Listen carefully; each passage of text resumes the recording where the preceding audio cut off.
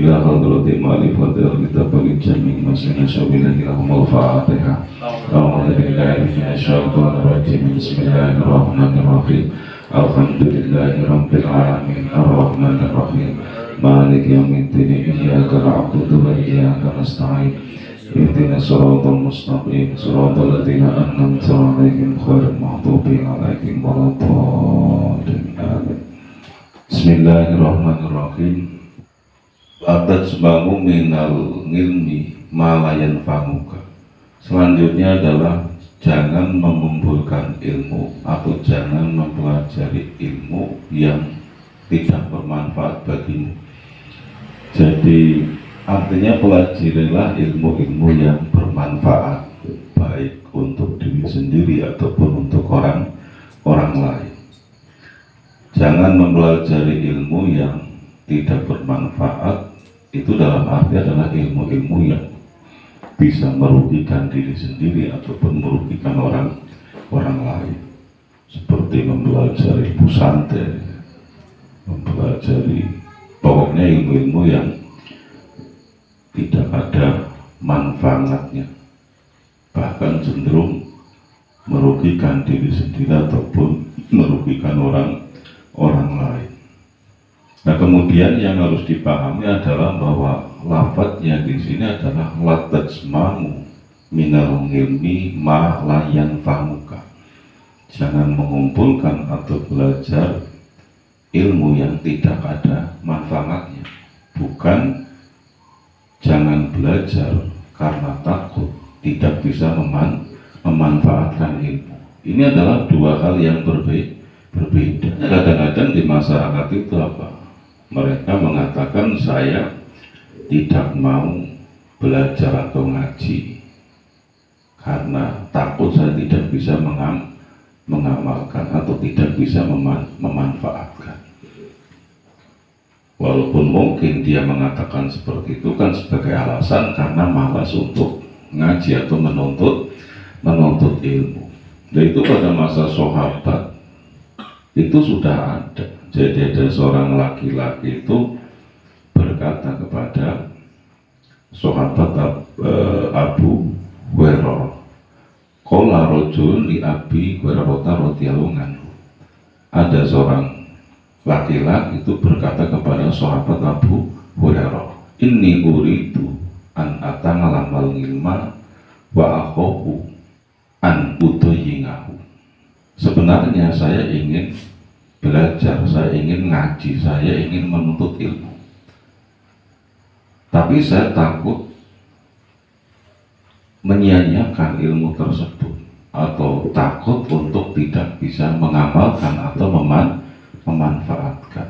Itu kan sama seperti yang sering kita dengar di masyarakat. Jadi takut ngaji, takut menuntut ilmu karena apa? Karena takut tidak bisa memanfaatkan atau tidak bisa mengamalkan. Nah, kemudian sahabat Abu Hurairah itu menjawab atau berkata, kafa bitarkika lil ilmi idongatu. Meninggalkan belajar atau tidak menuntut ilmu itu adalah satu kesia-siaan. Paham? Jadi artinya ya belajar saja, ya ngaji saja, walaupun mungkin belum bisa memanfaatkan atau belum bisa mengamalkan. Siapa tahu kelak bisa mengamalkan. Ilmu kalau untuk diri sendiri itu sedikit kan cukup, tapi ilmu untuk orang lain, kita tahu bahwa kebutuhan masyarakat itu banyak. Seperti yang dikatakan oleh Sayyidina Ali, al-ilmu ilmani ilmun li nafsihi faqalilun minhu yakfi wal ilmu li ghayrihi fa hawaijun nasi katiratu. Sayyidina Ali mengatakan bahwa ilmu untuk diri sendiri itu sedikit itu cukup.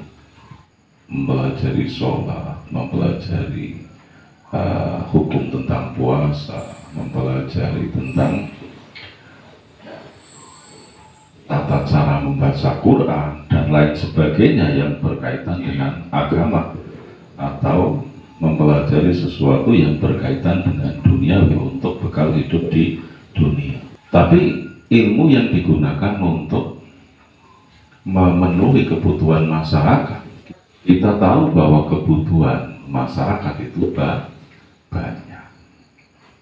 Jadi artinya ya pelajari ilmu sebanyak-banyaknya yang sekiranya bermanfaat. Siapa tahu nanti dibutuhkan oleh masyarakat. Sebaik-baik manusia adalah apa? Dawai Kanjeng Nabi, khairun nas anfa'uhum linnas. Sebaik-baik manusia adalah yang bermanfaat untuk manusia. Dan sesuatu yang paling utama dimanfaatkan adalah ilmu. Kembali bahwa menurut sahabat Abu Hurairah, meninggalkan belajar atau meninggalkan menuntut ilmu adalah satu kesia-siaan. Jadi kembali lagi, tidak boleh seseorang itu tidak mau belajar, tidak mau menuntut ilmu, tidak mau mengaji karena takut tidak bisa memanfaatkan atau mengamalkan. Itu kan sama seperti orang yang tidak mau beribadah, tidak mau beramal karena takut pamer, takut ria, atau takut tidak ikhlas. Karena memang di dalam hadis itu ada baginda Nabi besar Muhammad SAW itu mengatakan, akhlisu a'malakum fa innallaha la yaqbalu illa ma khulisalahu. Baginda Nabi itu mengatakan, ikhlaslah ketika kalian beramal, karena sesungguhnya Allah itu tidak menerima kecuali ibadah atau amal yang ikhlas. Di situ kan baginda Nabi hanya mengatakan atau memerintahkan kita untuk ikhlas atau berusaha ikhlas ketika melakukan amal ibadah. Tidak memerintahkan jangan beramal ketika tidak ikhlas. Paham ya? Nah, artinya bahwa tidak boleh seseorang itu tidak beramal ketika tidak ikhlas. Seperti yang dikatakan oleh Imam Syafi'i, min makayidis syaitoni tarkul ngamali khaufan min ayakulan nasu innahu lamiraqun.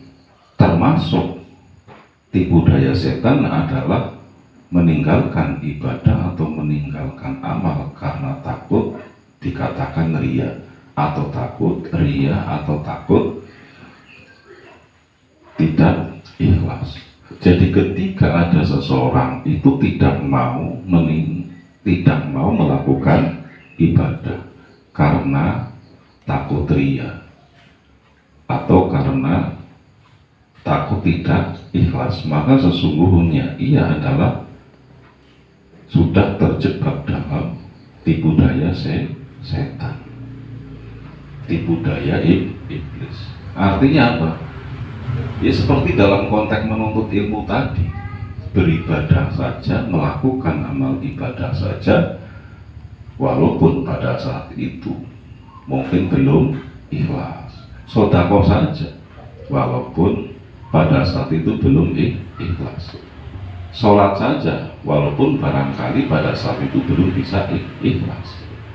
Karena seperti yang sering saya sampaikan, bahwa Allah itu tidak spontan menerima ibadah yang tidak ikhlas. Artinya apa? Ditunggu. Jadi ketika ikhlasnya sudah muncul, baru diterima oleh Gusti Allah.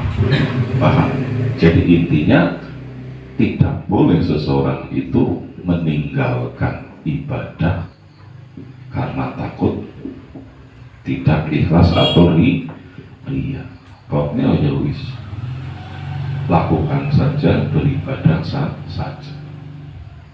Karena ada yang mengatakan, ulama itu ada yang mengatakan termasuk ria yang terbesar adalah yaitu tadi meninggalkan atau tidak mau beribadah karena takut ria. Alasannya kenapa orang yang meninggalkan ibadah karena takut ria itu termasuk orang yang terjebak dalam tipu daya setan? Karena alasannya menurut Imam Syafi'i adalah li'anna tathirul ngamali min nazangatis setoni bil kuliyati mutanga til. Karena mensucikan atau membersihkan amal ibadah secara total dari tipu daya setan atau godaan setan itu sesuatu yang sangat sulit. Jadi wong itu melakukan ibadah kon bersih banget tanpa terkena tipu daya setan itu sesuatu yang sangat sulit. Oleh karena itu dikatakan kalau wakufna al ngibadatan alal kamali la tangadaru al isti hodu bisain minal ngibadah. Ketika seseorang itu melakukan ibadah itu kok menunggu sampai dia sempurna dalam hal menjalankan ibadah, menunggu betul-betul ikhlas, menunggu betul-betul khusyuk, menunggu betul-betul kudurul qalbi ngalal marah, seumpamanya di dalam sholat, itu ya sulit. Itu sulit. Sedekah menunggu betul-betul ikhlas seumpamanya, itu ya sulit.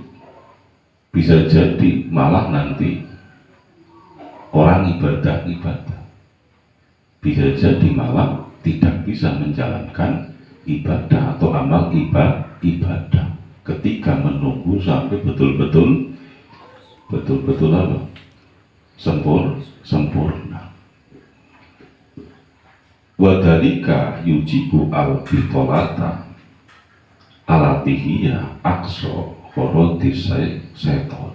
Ketika menunggu itu, menunggu sampai sempurna, sampai betul-betul sempurna dalam ibadah, malah yang terjadi nanti tidak beribadah, tidak beramal, atau dalam arti seperti dibahasakan di sini adalah nganggur, dan itu yang dikehendaki oleh setan.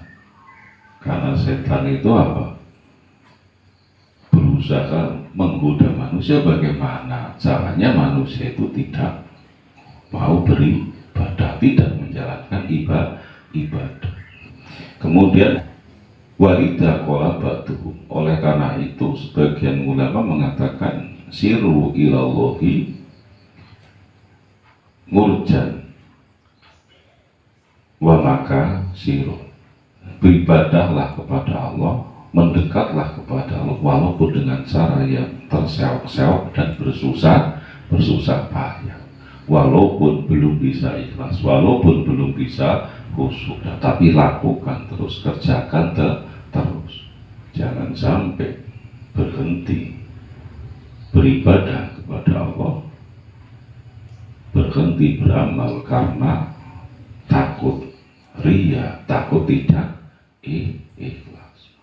Jadi kita itu memang dalam mendekatkan diri kepada Allah ya seperti itu, dengan cara terseok-seok, dengan cara tertatih-tatih, dengan cara bersusah payah. Gambarannya seperti itu.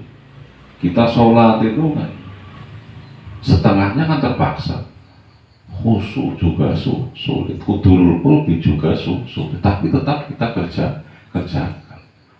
Ketika kita sedekah pun seperti itu, terasa sulit, terasa berat, terasa sulit untuk ikhlas, tapi tetap kita kerjakan. Begitu juga dalam ibadah-ibadah yang lain. Itu kan digambarkan apa? Kita atau manusia melakukan ibadah untuk mendekatkan diri kepada Allah.